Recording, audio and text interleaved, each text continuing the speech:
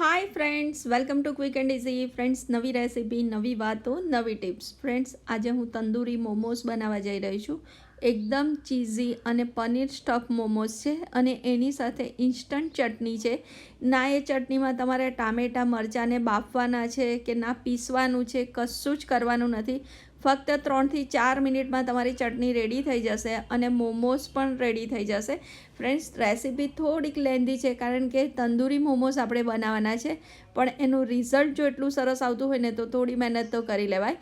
તો ચલો ફ્રેન્ડ્સ, આપણે રેસીપી સ્ટાર્ટ કરીએ. ફ્રેન્ડ્સ, તંદૂરી મોમોસ બનાવવા આપણે પહેલાં શાકભાજી આ મોટું મોટું કાપીને મેં સાઈડ પર રાખ્યું. તો કેપ્સિકમ, ગાજર છે, આ લીલી ડુંગળીનો વ્હાઈટ ભાગ છે અને કોબીજ છે. એ સિવાય આદું, મરચાં અને લસણ આ બધું જ આપણે કોર્સલી ગ્રાઇન્ડ કરવાનું છે. તમને થશે મિક્સરમાં એકદમ પેસ્ટ થઈ જશે. ના, એવું નહીં થાય. તમારું કટિંગ, ચોપિંગ, છીણવાનું બધી જ મહેનત ઓછી થઈ જશે અને એકદમ સરસ થઈ જશે. તો પહેલાં આદું અને લસણ મેં પેસ્ટ કરી. હવે આ લીલા મરચાં, હવે એ જ જારમાંથી જ હું બધા શાકભાજી ફટાફટ કોર્સલી ગ્રાઇન્ડ કરી દઈશ. એટલે મારું એકદમ જલ્દી કામ પતી જશે. સેજ પણ વાર નહીં લાગે. તમને લાગશે કે પેસ્ટ થઈ ગઈ છે, ના, પેસ્ટ નહીં થાય. તમે જોજો. હવે કેપ્સિકમ થઈ ગયા. જો ગાજર પણ કેટલા અધકચરા છે, સેટ પણ પેસ્ટ થઈ છે, નહીં થાય.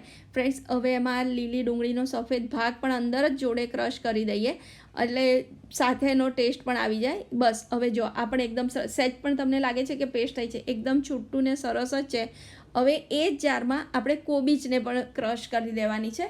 તો એ પણ કોર્સલી જ ગ્રાઇન્ડ, પલ્સ મોડ પર તમારે મિક્સર રાખવાનું, કન્ટિન્યુ નહીં ચલાવવાનું. જો એકદમ છીણવા જેવી થઈને એકદમ ઝીણું છીણ પાડ્યું હોય ને એવી સરસ તમારી કોબીજ પણ થઈ જશે. જો સેટ પણ છે, છૂટી જ છે. તો બસ હવે એમાં થોડું મીઠું લગાવી અને મસળી અને 10 મિનિટ એને સાઈડ ઉપર રહેવા દઈએ. હવે એ 10 મિનિટ રહે ને ત્યાં સુધી આપણે મોમોસ માટે લોટ બાંધી દઈએ. તો એના માટે મેં 250 ગ્રામ મેંદો લીધો છે. એમાં 2 ચમચી તેલ, થોડુંક મીઠું નાખી અને મસળી બધું બરાબર મિક્સ કરી અને હવે આપણે લોટ બાંધી દેવાનો છે. લોટ માટે મેં સાદું પાણી નહીં, થોડુંક હસેકું પાણી લીધું છે. અને જેવો આપણે પૂરીનો લોટ બાંધીએ ને એવી રીતે મસળી અને સરસ લોટ બાંધી દેવાનો છે.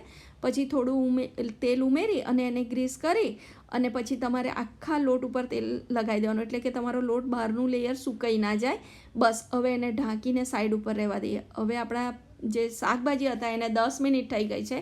એને તમારે આવી રીતે રૂમાલમાં કાઢી અને એનું વધારાનું પાણી કાઢી નાખવાનું છે.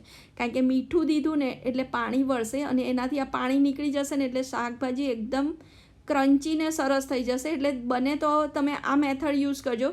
ઘણા લોકો એવું કરે છે કે આવી રીતે શાકભાજી વઘારીને એમાં અંદર થોડોક કોર્નફ્લોર નાખી દે છે, પણ એના કરતાં આ વધારે સારું લાગે છે. બસ હવે આ તેલમાં મેં આદું અને લસણની પેસ્ટ ઉમેરી છે. એની થોડી કચાશ દૂર થાય ને એટલે એમાં આપણે એક ડુંગળી આ સમારેલી ઉમેરી દઈશું. ડુંગળીને થોડી ચડવા દેવાની છે, આપણા શાકભાજીને આપણે ચડવા નથી દેવાના.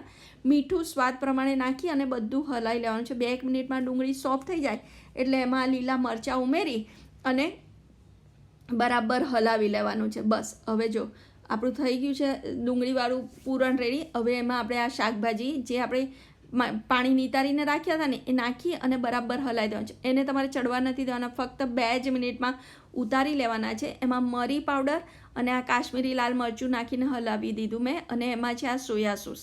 બસ એમાં આપણે બહુ મસાલા નહીં કરીએ કારણ કે આપણે લીલું મરચું અને આદું ને લસણ નાખ્યું છે એટલે ટેસ્ટ બહુ સરસ લાગશે. બસ હવે હલાવીને હજુ એમાં આપણે પનીર અને ચીઝ ઉમેરવાના છે કારણ કે આપણે એકદમ ચીઝી મોમોસ બનાવવાના છે. બસ હવે આ થોડુંક મેં પનીર વધારે નાખ્યું છે, પણ આટલું જો સ્ટફિંગ હોય ને તો 50 ગ્રામ પનીર થઈ રહેશે.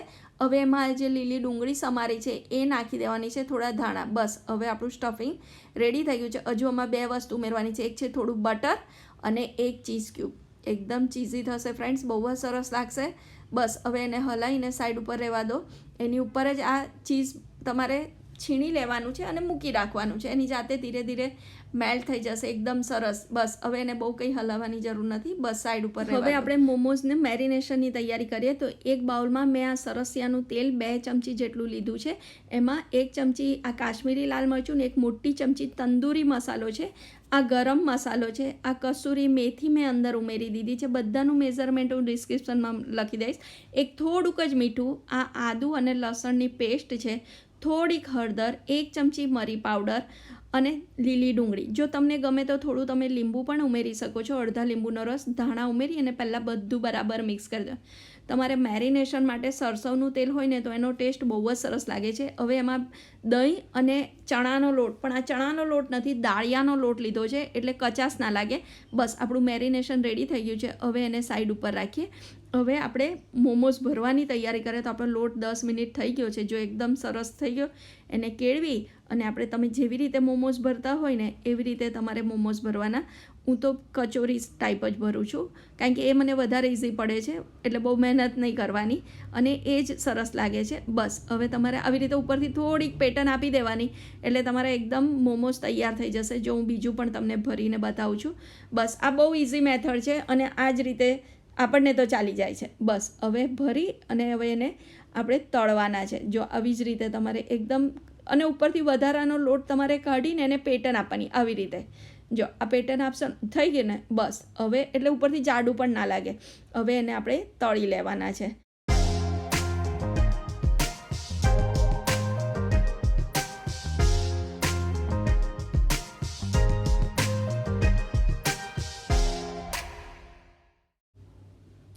ફ્રેન્ડ્સ, હવે આપણા બધા જ મોમોઝ તળાઈને રેડી થઈ ગયા છે. થોડા ઠંડા પણ પડી ગયા. હવે એને આપણે મેરિનેટ કરીશું.